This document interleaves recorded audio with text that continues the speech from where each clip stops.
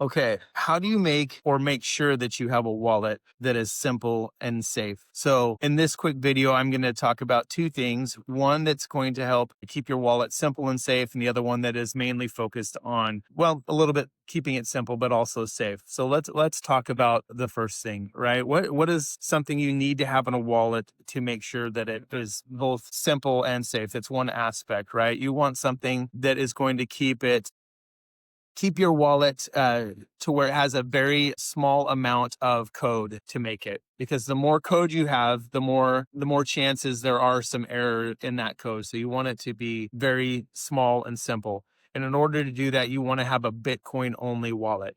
And a Bitcoin only wallet means that it only stores Bitcoin. It won't store other cryptocurrencies, it won't store any altcoins, it doesn't store anything else. It's focused just on Bitcoin.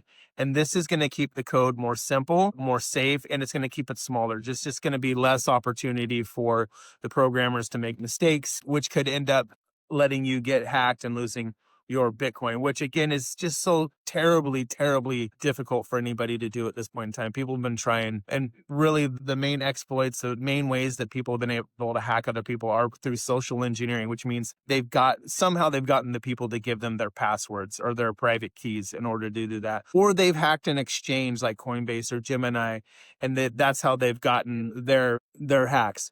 But if you have a Bitcoin only wallet, is only made to use Bitcoin. It's going to be simpler to use too, which is also important. So this is going to keep you simple. This is going to keep you safe.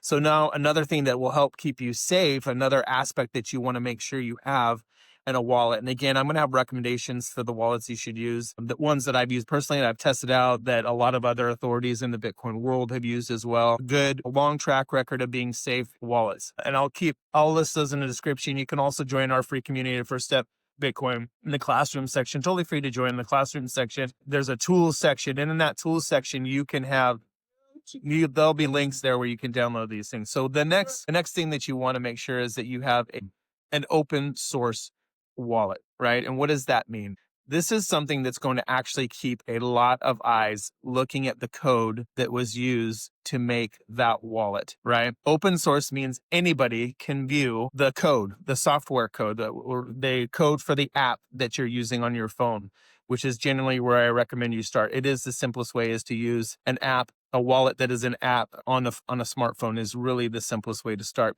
As you get more into Bitcoin, you can move to more difficult things, to more advanced things. You will hear people recommend more advanced things. I just don't think they're good for beginners. I don't think a lot of these people are focused on helping beginners get into Bitcoin. They're focused on helping people make sure their Bitcoin is as safe as possible, which is awesome. But if it keeps you from getting started in Bitcoin and feeling comfortable and safe because it was simple to set up, that's not good. So let's start with simple, and down the road, if you get to where you feel you want to try something that has more features, that has more security, you can move to something. But for right now, what you're focused on is getting a simple, safe wallet. And one of the aspects of keeping things safe is to have it be open source. And again, that means that anybody can look at the code that was used to make that wallet.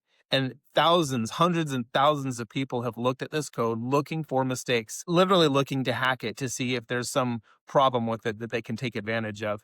And the reason this is so good is because people are kind of incentivized to find broken parts of this, right? They're rewarded for finding broken parts with it. And then they can report those broken parts. Other people can fix them, and it makes things safer, more secure. It fixes problems. So this is really good. You just want to make sure, as starting out, if you're new to Bitcoin, that you're using a wallet that is simple and safe. And so you want a wallet that is Bitcoin only and that is open source.